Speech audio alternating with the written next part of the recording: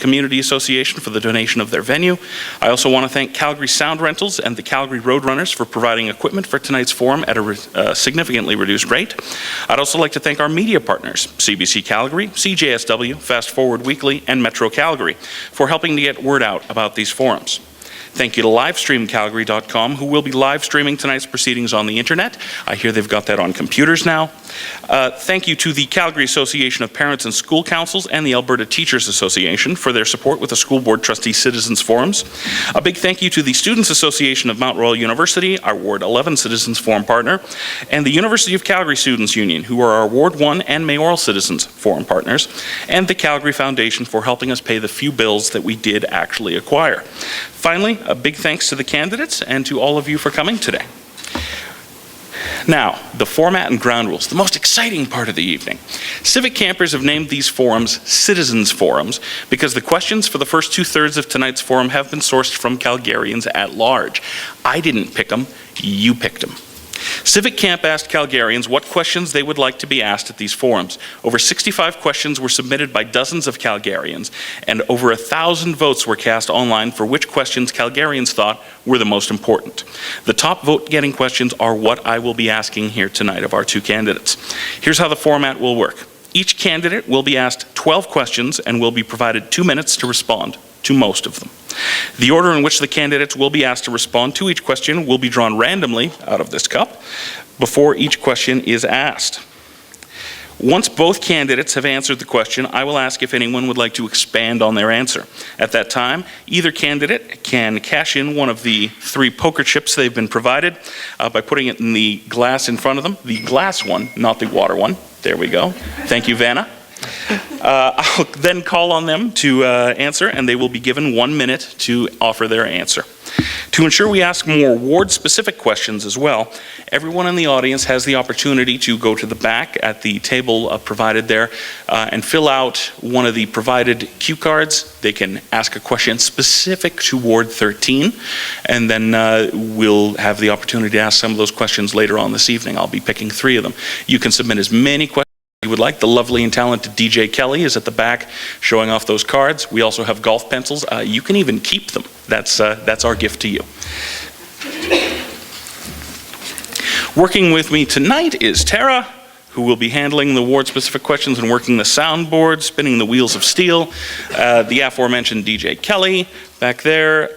And also we have from the Calgary Roadrunners working the clock, Ed. Hi, Ed. On that note, I'd like to remind the candidates of the rules of etiquette for tonight.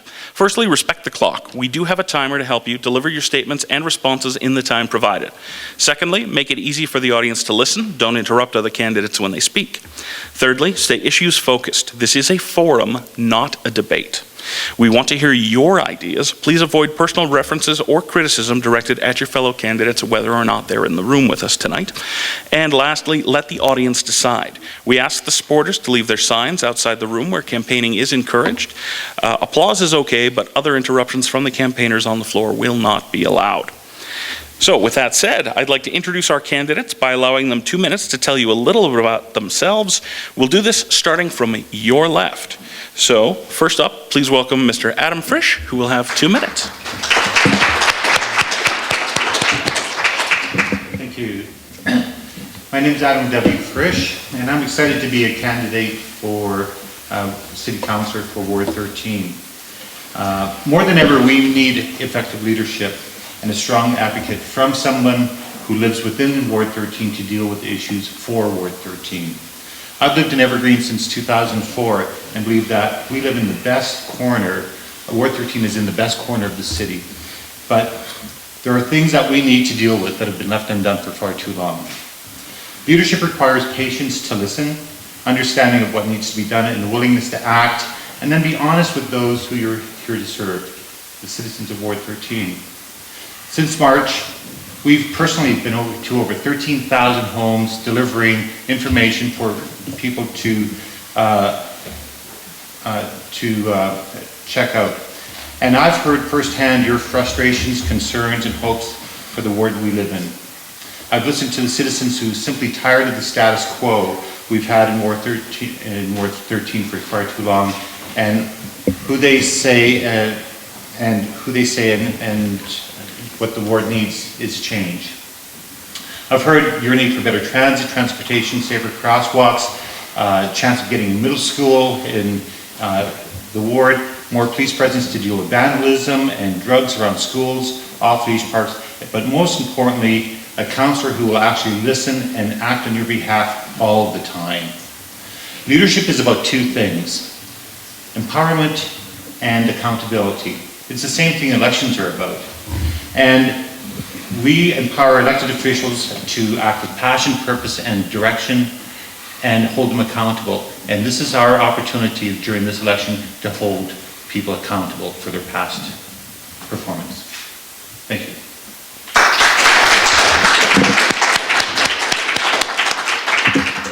Thank you very much, Mr. Frisch. And second to speak will be Mr. Scott Sorokoski.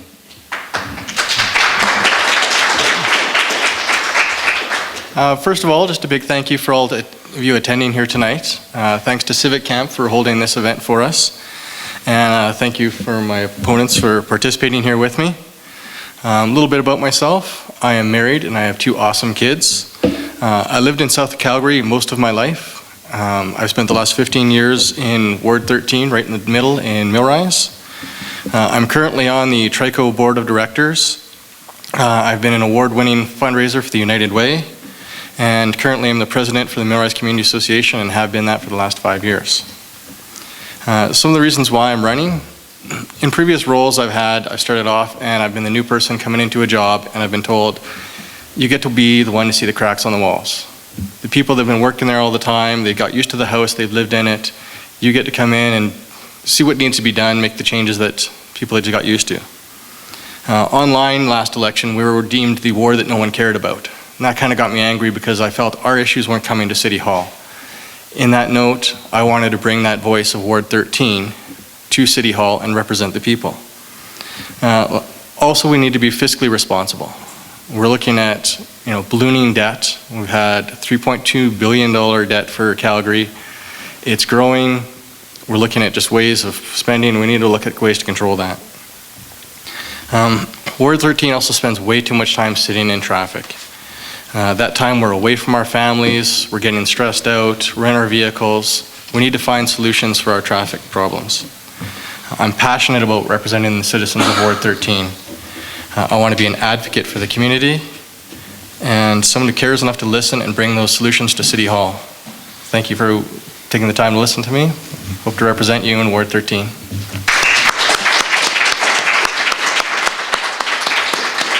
Thank you very much, Mr. Sorokoski. We're now going to begin with our first question, which will be directed first to the red chip representing Mr. Sorokoski. Can we do a mic check on Mr. Frisch's? Can you speak again? Just say hi. Hello, hello, hello, hello. Okay. Sorry, I switched. And the second response will go to Mr. Frisch. The question, and you will have 2 minutes to respond, gentlemen, is as follows. Do you support legalization of secondary suites in all existing neighborhoods, subject only to reasonable safety concerns? Why or why not? Mr. Sorokoski, your 2 minutes begin now. For that question, yes, I would support secondary suites, but it would not be a blanket support. The city has an issue with affordable housing, and we do need to recognize that needs to be solved.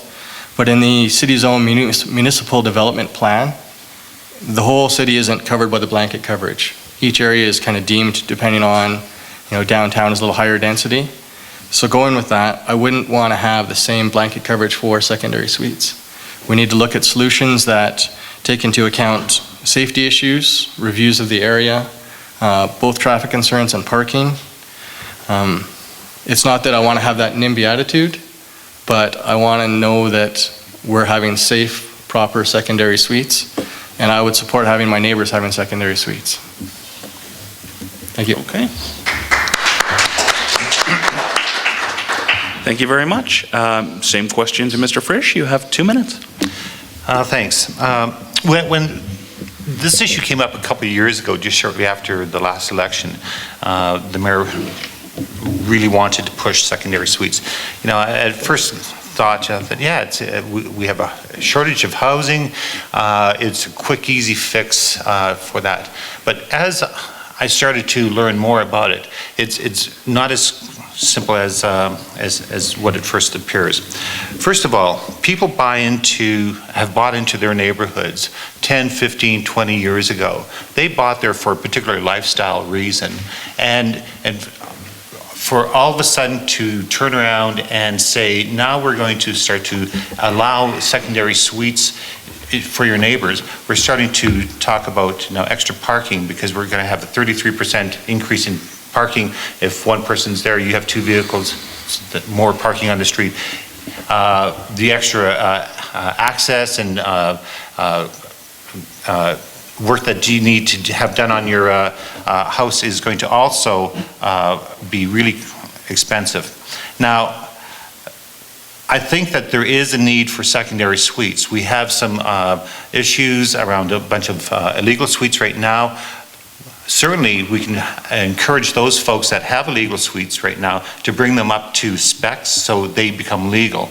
And they're not a safety hazard for those people currently living in them. But to say we're going to have the same policy across the board without taking into consideration individual community needs and wants and desires, I would not support that. There has to be a balance. There should be a balance of some sort, but we need a clear, honest discussion around that before we make a firm decision.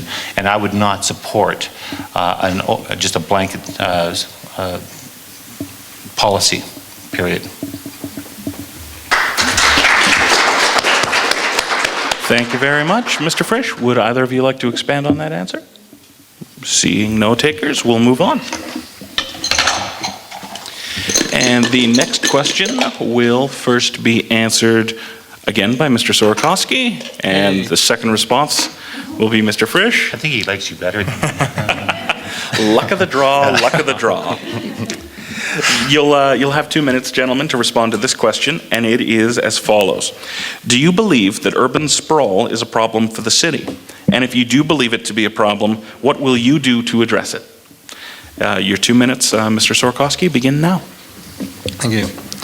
The basic facts are urban sprawl requires a smaller footprint, requires less infrastructure, but part of the issue with the City of Calgary is we can't just stop growing outward. We can maybe slow it down, but we need to continue both growing upwards and outwards, because there's people that want to live and have their picket fences and want to live outside the downtown core.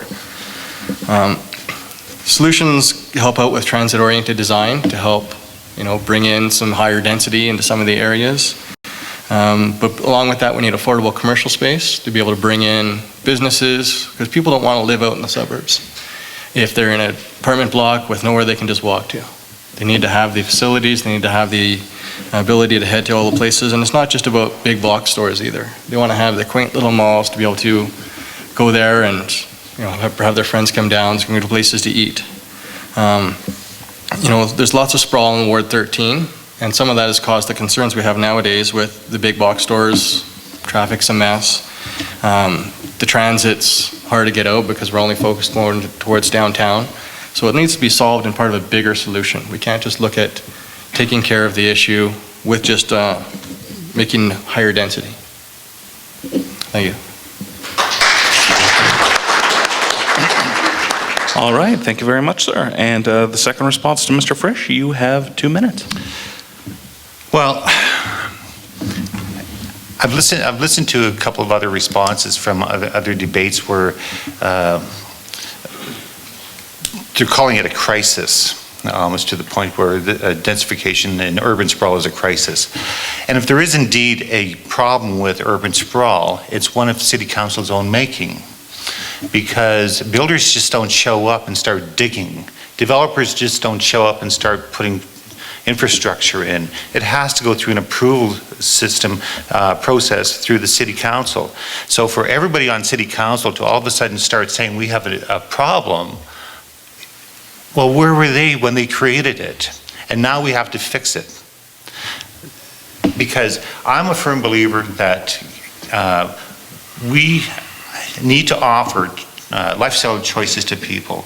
There are those folks that want to come in, have that white picket fence with a backyard and a front yard, and there's people like me that don't like shoveling snow, and I like a condo.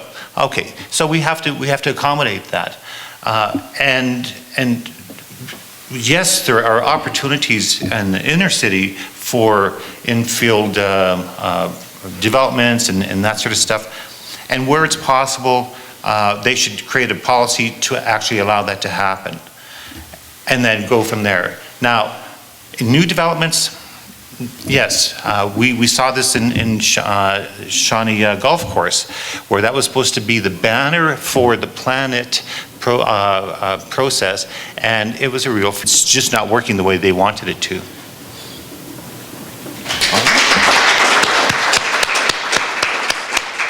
Thank you very much, sir. Would either of you like to expand on those answers? Seeing none, we'll move on to the third question. And the first respondent will be... I swear to you, there's only 2 chips in the cup. Can we have an official weighing of these chips? Because one has to be heavier than the other. You don't like having the last word? Yeah, I guess. Go ahead, Scott.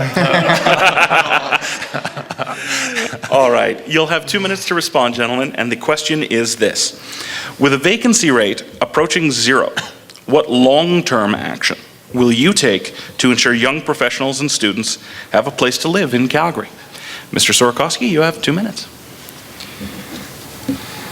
Now, for the City of Calgary to solve its 0% vacancy rate, we need to have realistic solutions for both students and the young professionals. They're 2 different demographics, and they need to be handled accordingly. Secondary suites are definitely a start. Transit-oriented design definitely helps out because that helps professionals because it keeps them on the routes they need to be on, potentially working downtown.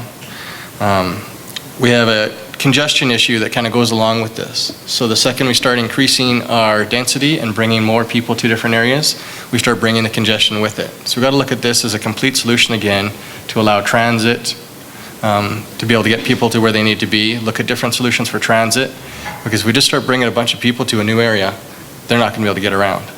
Same thing goes with traffic and our roadways. They got to be able to drive. Our current plan of getting everything funneled through downtown isn't a solution for that.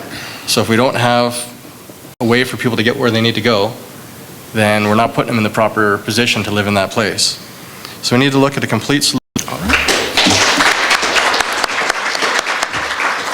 Thank you very much. And with 2 minutes to respond to the same question, Mr. Frisch. I was listening to CBC Radio shortly after the flood happened, and as we were nearing the start of the university year, so it was mid-August, something like that, and the mayor was on there really stressing the need for secondary suites, because where else were the students or university students going to come and be able to live, and they only had a couple weeks to try to solve this issue, otherwise there was going to be a huge crisis. Unless I missed something, I never heard reports afterwards that there were students sleeping in the streets, and so apparently they all found accommodation someplace. Now, don't get me wrong, I'm empathetic to the plight of the university students, and there is a need. But again, to use this as a convenient excuse to try to drive home the fact that secondary suites is going to be the panacea for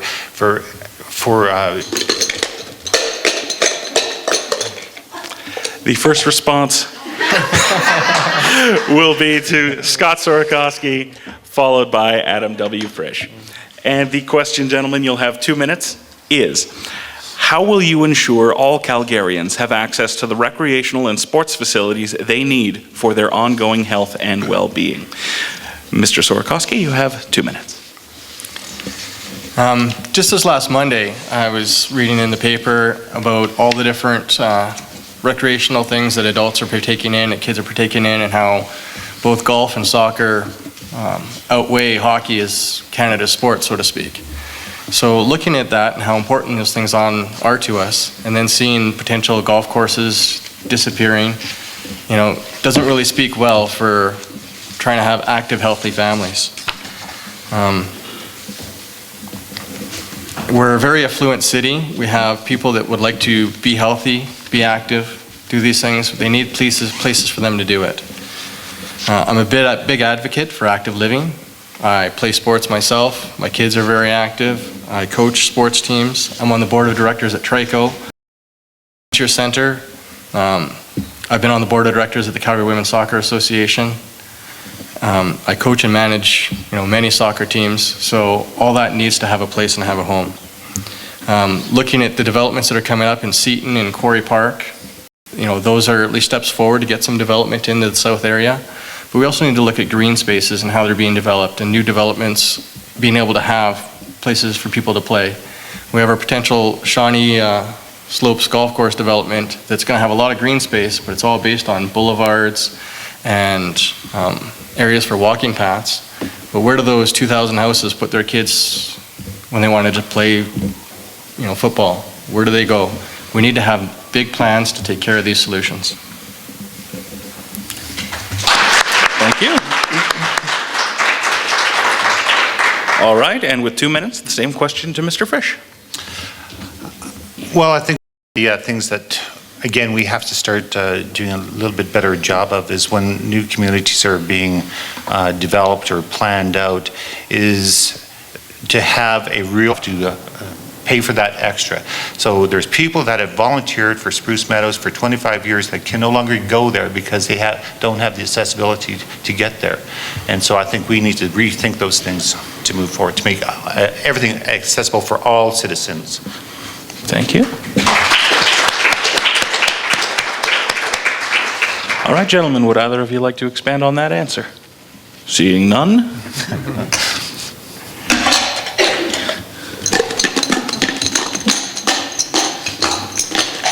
The next question will first be answered.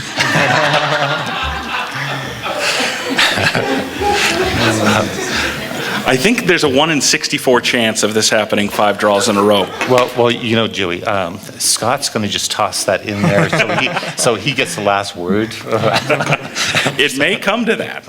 All right, so speaking first will be Scott Sorokoski, and second Adam W. Frisch. You'll have 2 minutes, gentlemen, and your question is this. How do you think we can create greater mobility choices, including biking, walking, and transit, in addition to cars, in the city and in Ward 13 in particular? You have 2 minutes. Scott Sorokoski. Ward 13's been around for quite a while. There's some new communities, there's very established, and then our newer communities that are just developing, and then the older communities are very established. In that, we have a mix of good path systems and some that are not very good. Trying to get through different communities or linking between the areas. The natural barrier of Fish Creek should help because you should be able to just cross through there. But if you are south of Fish Creek, you can't just walk or bike to the movie theater across the way because there's no direct path. You have to start getting in your car, you're starting to transfer yourself that way. So we need to look at just the pathways and say, can we get between the different areas? We need to look at the province and start and fix up some of those pathways in Fish Creek itself, because pathways with all the flooding and stuff that have happened just haven't been rebuilt quick enough, and that's also causing a block off between people just trying to bike and commute different locations. We do have some very good bike paths within the city, but we can do better. We can make it so that we can transfer right from the south all the way to downtown for those so inclined and fit enough that they want to transfer themselves that way. On the same note, just to walk between the different areas, not just within Ward 13, but some of the areas you are very limited. You're blocked off by major roads. So we need to work together for a complete solution between the traffic groups and roads, the bike pathways, and then just the walking pathways. So this way we can minimize all those options and get people moving better.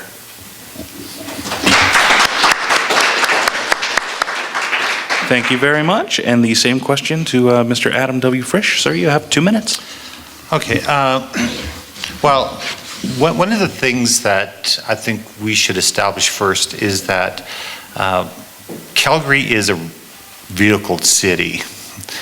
It's been designed that way. It's always been that way. And when I used to live downtown in apartments, everybody had a Ford 350 truck parked there. Now, why they need that downtown, I don't know, but people like to drive trucks in Calgary, therefore you need roads. And so for all of a sudden now, Calgary to say we're going to be transit, it's a tough sell because over 70% of the people still drive every day to and from work because transit wasn't set up to accommodate that. And there's not enough money ever that this council will be able to bring forward to fix that on a real short-term basis. It's going to be a very long-term thing, program. So I've seen different cities that have instituted what they call complete streets. And that's where, as they start to fix roads, they build in the BRT system, they build in bike lanes, they build in proper sidewalks, and still have a couple of 2 or 3 lanes of traffic that people can use. And it fixes the problem. So, but again, it's expensive. We have to think about different alternatives and think about what we want to be as a city and then move towards that. It's going to cost money. It's the long and short of it. But to say all of a sudden people are just going to jump on the transit, we don't have enough frequency of buses or C trains. We don't have enough parking at the C train station to actually park and take the C train. So we have to fix that. So let's be really honest here. It's going to be a long haul, but there's different options there we can look at, but it's going to take time and money. Thank you. All right, and would either of you like to expand on your answer? Say the last question. I don't think that counts. Sorry. There we go. Sorry, Scott. All right. So we're now about halfway through our evening, and we're going to take a short 15-minute break. Before we do so, I should mention, before my friend Kirk crucifies me on Twitter, the odds of drawing the same chip first 5 times in a row is 1 in 32, not 1 in 64. My apologies. It's not my fault. I went to Catholic school. Just a reminder that during the break, you can please submit any questions specific to Ward 13 that you have in the box at the back there on the provided cue cards. Please write your question on the card and be as clear as you can with the question, because I have a really hard time reading some folks' writing. We must ask everybody to be back in their seats before our 15-minute break is up so we can end on time tonight and get everybody home in time to watch the Flames lose. Thank you very much to the candidates so far, and we'll see you in 15 minutes. Doing well. Well done.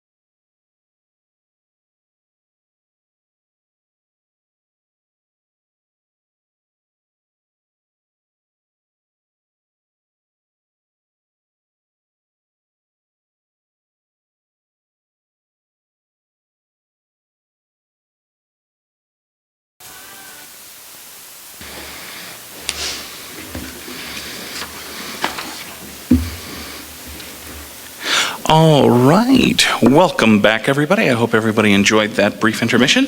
A couple quick announcements before we get started again. Firstly, you remember at the start of the evening when everybody said, "Hi, Ed," you were talking to nobody because the timer's name is actually Jim. So my sincere apologies to Jim. I messed that one up. But if it's any consolation, my girlfriend's name is Melissa, and I called her Julia the other day, so I don't know what that's about either. If the locks are changed when we get done here tonight, though, I'll know that she's watching. Community gardens are a big thing. I know they're growing in Ward 13. I'm part of one myself. It's a very enjoyable thing to do. We look at, World War II, where a large portion of produce was grown in backyard gardens. So there are some things that go ahead and are positives as far as developing it. Do we have food source shortages? No, we don't.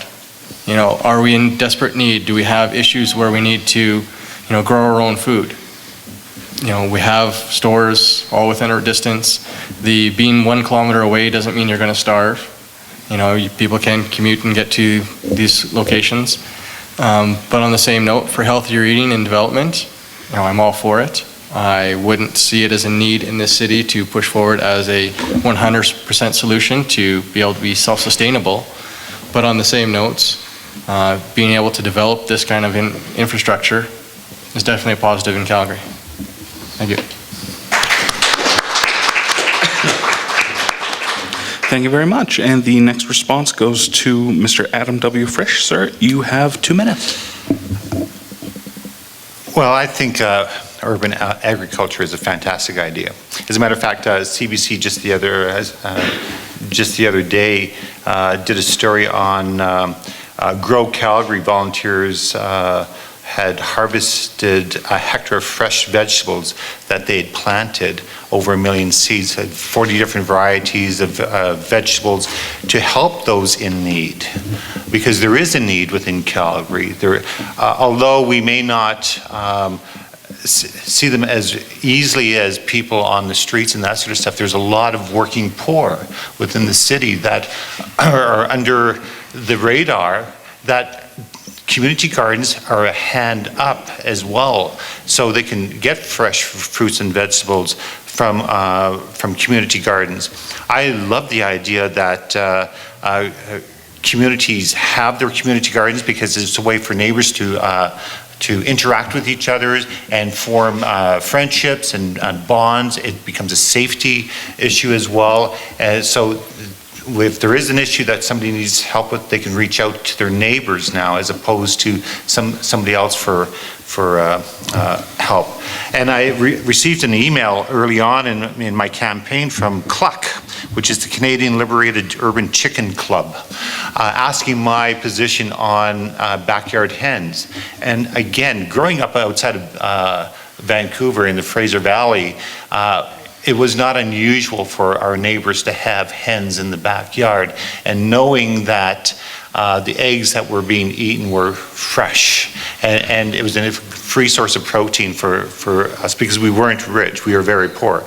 So it is something sustainable. I know that there's issues around, people have issues around perhaps noise, but in door knocking, I'm sure Scott will agree, you knock on the door 2 houses down, the dog at the end of the block is barking. So chickens are a lot quieter than that. So Thank you very much.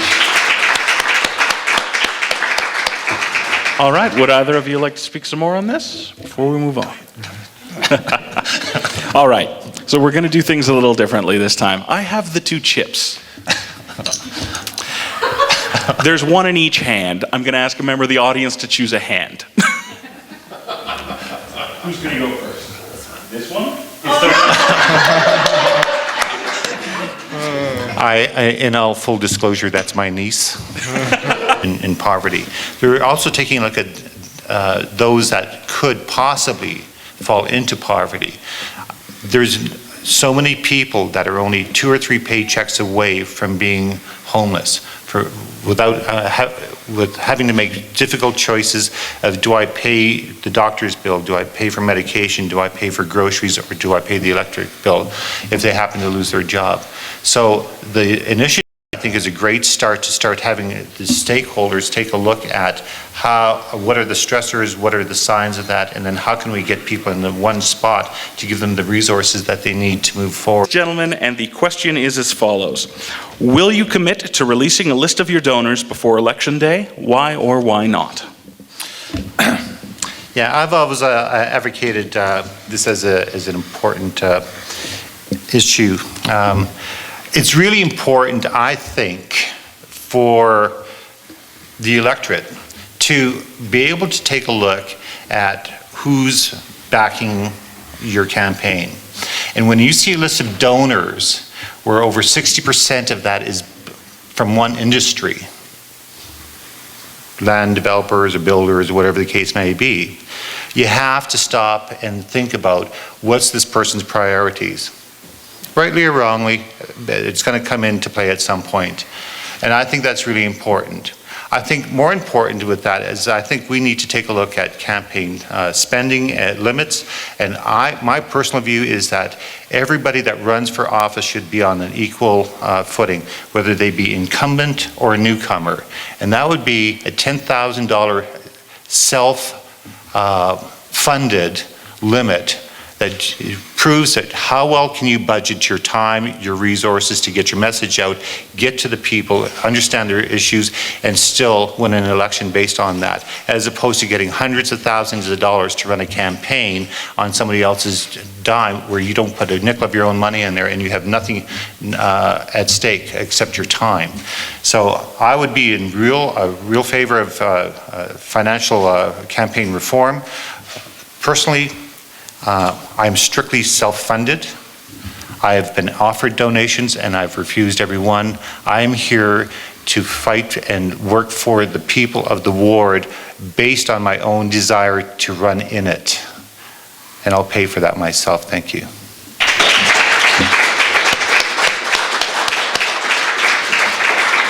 Thank you very much, sir. Second to respond, Mr. Scott Sorokoski. Sir, you have 2 minutes.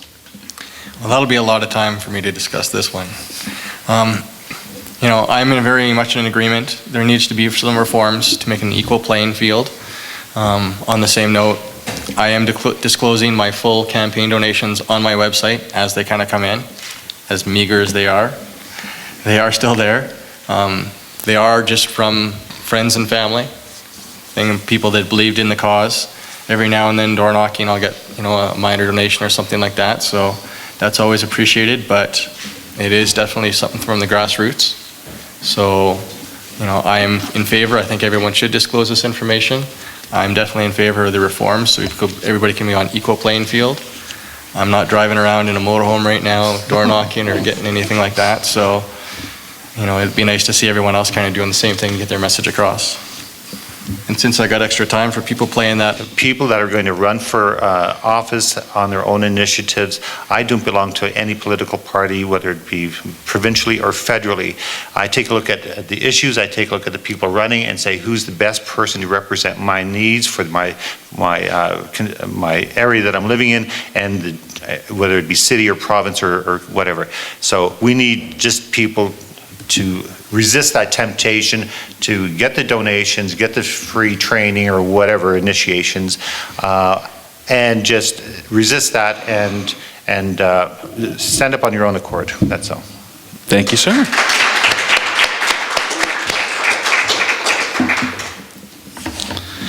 All right, so the next to speak will be Mr. Scott Sorokoski. And sir, you said that we need to address congestion at main intersections, such as those on 14th Street at Canyon Meadows Drive, the Lake Fraser Gate bottleneck, and the intersection at 167 and McLeod. In 45 seconds, how do we address that congestion? We need to look at broad solutions for our traffic. We need to have our overpasses built. You know, we look at the Southwest Ring Road that the province potentially may put in. That's not going to be the solution that's going to take care of us. We need to have different paths for people to be able to get through some of these intersections. So developing the overpasses instead of being on the waiting list, I've just recently discovered. Okay, arts and culture is a good topic. Last year, I think Calgary was voted Cultural City of Canada. There was just a report came out that says Calgary got a B grade on arts and culture. How does that translate into Ward 13? I personally haven't seen a lot of that, to be honest with you. If there is, it's hidden well. And one of the things that I love about going to Toronto is because you can go to the little communities and you can see the artists, you can see the artisans, you can see live theater and that sort of stuff. We need to, as a city, work with organizations and individuals to say, how can we work with community associations to bring programs into play that will encourage people, whether it be through schools or communities, to get involved and do stuff like this.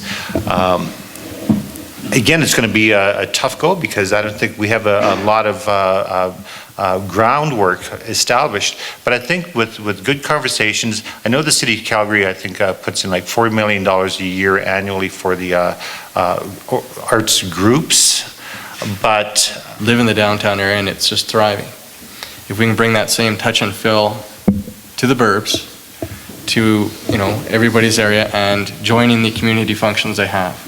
As president of the community association, we have many events. I partake in all the events in the surrounding community associations, and it's really, really hard to bring those, bigger projects to the outside areas because, they take a lot of setup and, they need a lot of backing. So it's something the community associations can't do on their own, and we need to look at these groups to bring them out there. Because once people are exposed to the arts, it will expand. Then you're going to see more donations, and maybe you'll see more of a push at a municipal level to bring those things forward.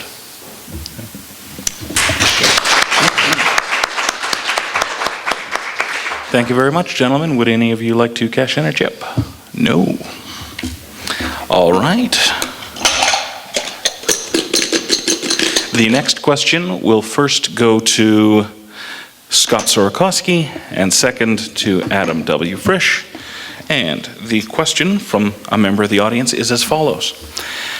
How would you address traffic issues from the Shawnee Slopes onto McLeod Trail once development begins? And Scott Sorokoski, you have 2 minutes. So as I've stated before, I'm president of Millrise Community Association, so we do go to meetings on a regular basis called LUMIC, which talk about the different traffic issues in the area and potential developments. It's also where we see early projects like transit-oriented design. Looking at potential plans, it was one of the ones I mentioned earlier that has a 3-stage. There's going to be development with sets of lights, some road widening for the Shawnee Slopes development. Shortly after that, there's going to be some transit-oriented design development that's going to redo all that. And then lastly, when the final plan comes in there to expand down James McKevitt, a lot of that's going to be taken away, not used anymore, with the shut down of Bannister with the flyover. Looking at those solutions and looking at the money that's spent, and then spent again and spent again, just looking at it would be a better cost savings in the long run to spend, let's say, $35 million in one fell swoop earlier than spend $50 million over time redoing areas for potential development. Area for road improvement or anything else, because it goes into the general revenue to be spent anywhere else the city decides to. I think we need to change that rule so when developments happen within a community, that money stays there in a pot to fix these issues, because the next problem there is the city says, well, we don't have the money, so you're on a waiting list again, maybe. So we have to fix the process here, but I agree 100% with Scott on this one.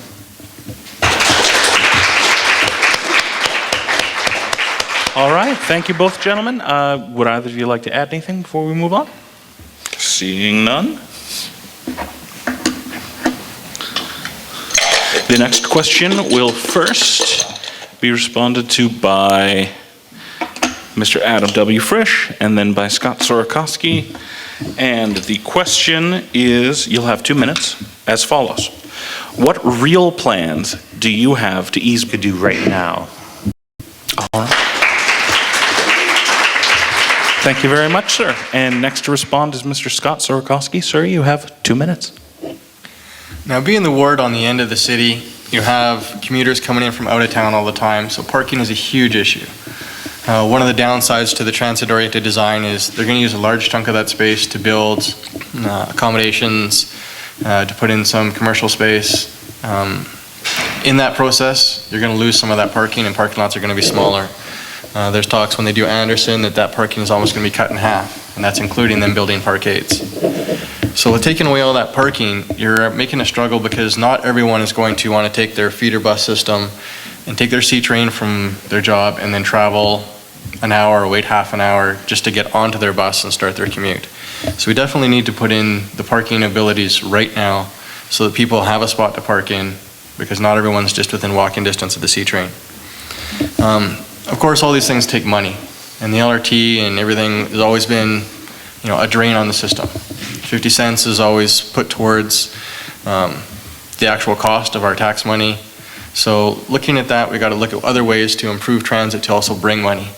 Potentially bringing in, special occasions so that families maybe on the weekends they have a special bus that the city that goes direct to places like Callaway or to Heritage Park that aren't directly in the line with, a simple bus route. Maybe I take my bus to a certain location and then from the north they come all the way down on a bus rapid transit, spend their day there with their families, commute back, and that brings in the extra money.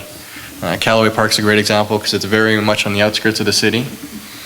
We also start need to looking at solutions for east to west transportation. We cannot funnel everything through downtown. We have a hospital that's built that you can't get to easily, and if you're a professional, you're not working your 10-hour, 12-hour shift and trying to come across the city on 2 buses to get back home. So looking at east to west solutions would be very important. Thank you very much, Scott. Would anybody like that? And Adam W. Frisch is cashing in a chip. Sir, you have 1 minute to add to your response. Yeah, somebody had to do it. Scott touched briefly on the whole idea of the Anderson TOD project. That's a prime example of the city saying, we want you to take more transit, we want you to do this, but we're going to cut the available parking in half to build commercial and residential areas. When you take the existing parking lot right now at Anderson, it's packed. And now you're going to build residences on there and commercial spaces on there and that sort of stuff. We as a city need to have somebody that's going to stand up and say, what are we thinking? When we're planning something like this, we have to say, where are we at now? What's the additional parking required, and make sure that's in addition to, not part of what we already have in order to build it. Because otherwise, we are going to be back in our Ford 350s driving down the road, and we're going to be no further ahead than what we were when we started. Thank you very much, sir. Would anybody like to add anything? No? It's good. Go ahead. All right, seeing none. The next question will first be answered by Scott Sorokoski and then by Adam W. Frisch. Joey, you don't have to call me Adam W. Frisch all the time. You could just call me sir. I'll keep that in mind. The question is, how handsome is this modern? Oh, I'm sorry. I don't know how that got in there. The actual question, starting with Scott, you'll have 2 minutes. What is your view on crime and safety in Ward 13 and at area LRT stations? Scott, you have 2 minutes. In Ward 13, we don't have a lot of the bigger crimes that we're that concerned about, but there's definitely a lot of vandalism, car prowlings, things of that like. When you look at the statistics throughout the city, we're on the outsides, we're definitely on the smaller side of the scale, but it does concern people because you want to be able to leave your car out at night. Part of these solutions is in the summer months it definitely increases, leads you more to believe that it's potentially just kids bored, need something to do. So if we have solutions between the rec centers and events that they can do, that may be taking them off the streets, walking around in groups and saying, hey, let's check out what's happening in this car, or graffitiing up a building because they're doing something. C-trains are also issues at night. Not as bad as potentially downtown, where people can carry bear spray when they're coming home late just to be on the safe side. But on the same note, you don't want to have a growing issue around our C-train stations because they're not being monitored. We need to make sure we have a police presence every so often in there. I know when the C-trains first came into the area, we immediately had a new transient population that came down, and they started hanging around areas like the Superstore, right across from the C-train station, and we're coming up to people in the parking lots, you know. To get extra police presence in there, get security cameras and that sort of stuff. Again, we're crossing jurisdiction. Is it the school's responsibility to do that, and how does that tie into local police and that sort of stuff? But there is a need for that. I think, again, grow ops is another thing that we've heard a lot about. One thing that I would like to see is community education sessions put on what to look for grow ops, because you could be beside somebody and all of a sudden find out that it's a grow op. So it's an issue. People need to be educated about these types of things so we can actually help keep everybody safe, report things, and then work towards that common goal. Sorry, you never had time to do the LRT, but anyways, thanks. Thank you. You know, there's a way you could buy some more time to talk about the LRT. Yeah, but maybe the next question. No, Maybe the next question. The next question is a very good one. Okay. All right. Nobody would like to add more? Okay. The first response on this last question, as submitted by you, the audience, will be Adam Frisch, followed by Scott Sorokoski. And the question is this. Both candidates have mentioned the need tonight for a comprehensive approach to solving Calgary's housing and transportation issues. Can they, Okay, that was a long question. Can you repeat that? Certainly. I'm sorry. Certainly. So both candidates have mentioned the need for a comprehensive approach to solving Calgary's housing and transportation issues. Can you in detail describe your comprehensive solution or parts thereof to housing and transportation issues? Okay. Okay, thanks. So housing is, I'll start with housing. Secondary suites is on the table right now. I don't think it's a be-all, fix-all solution. It has to be part of the solution. So how do we move illegal suites into something that can be safe for people living in it? How do we encourage community associations and communities to be engaged to say, do we have an option to opt out of community suites if our community is really against them? I think that's important. I think in any new development around housing, the city should be mandated to put in a certain number of affordable houses, free housing or affordable housing. I think there's also, in terms of homelessness, we have a site that was just opened up with 700 temporary houses based on the need for the flood that aren't going to be filled completely. And rather than have the hundreds of thousands of dollars that the city spent to put them in just to rip them out, I would hope that that's going to be part of the temporary solution for ending homelessness, or if there's a need for other temporary housing, whether it be students or short-term or whatever, transition type housing, that we would use those as well. In terms of transportation, again, if you want a certain thing, we're going to have to be honest about it, say if it's going to be transit, BRTs, whatever, complete streets, are we prepared to pay for it? That's going to be the tricky one. All right. Thank you very much, sir. And Scott Sorokoski, unless you need the question asked again, you have 2 minutes. I'll take the question actually again. Sure thing. Happy to. The question was, both candidates have mentioned the need for a comprehensive approach to solving Calgary's housing and transportation issues. Can you, in detail, describe your comprehensive solution or parts thereof for housing and transportation issues? So I think we've discussed a lot tonight about transportation, about fixing the roads, looking at other solutions for transit, potentially the south leg for the LRT. So a lot of those areas have been kind of covered throughout the discussion. I guess in detail in regards to some of the other issues on there was, the Calgary housing corporation project needs to be expanded. There is, areas in every community that has a section for Calgary housing, and those need to, be developed more, bigger, planned into some communities, because they're not the eyesores that some people feel they are. They're already in everyone's community, so they just need to look at that and grow them, give people opportunities to be in those situations. I've been looking at some of the other Civic Camp forums, and I hear the incumbents talking about how the city has this land and they need to use this land and the city needs to do this. And then today I'm talking with United Way and the various groups, and they're talking about how they have the money and they just need the land. They need to get the land at a fair rate to be able to do these things because they have the money and they're ready to do developments now. They want to get, some kind of, not necessarily a fast track, but get permits so they can build within 6 months because they're ready. Now, something tells me there's a disconnect right now between the city and these groups because these projects are not going ahead. Someone's saying they have the land, there are people saying they have the money. Why aren't these two groups talking?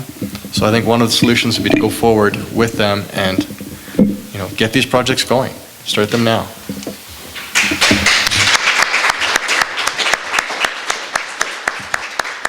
Thank you very much, sir. Would anybody like to add anything?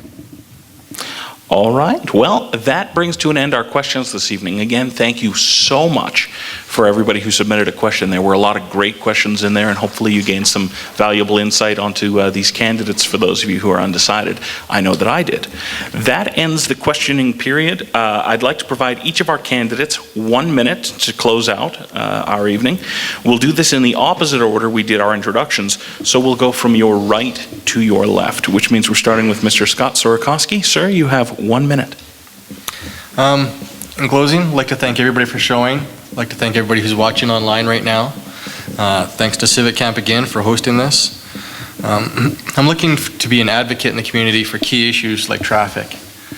Secondary suites to represent the ward for what we want, because some of those issues are not going to be the same as how the whole city looks at the same problem. I want to be fiscally responsible, looking at these issues and not just spending all the money all at once, doing it in a proper fashion so we're not throwing good money after bad. Potential ideas of a ward office or somewhere where people can come and report their issues and touch it, similar to an MLA, an MP, where you bring your issues back and then you can take that information back to City Hall so we don't have a disconnect between the community. Ultimately, I just want to be the strong voice and represent Ward 13. Thank you. Thank you very much, sir. And now, with 1 minute, Mr. Adam W. Frisch. I'd also like to thank everybody that took the time out of their day to show up and participate in this really important election. It's unfortunate that Diane was not able to be here, and certainly our thoughts paid my dues. Couldn't help but spend.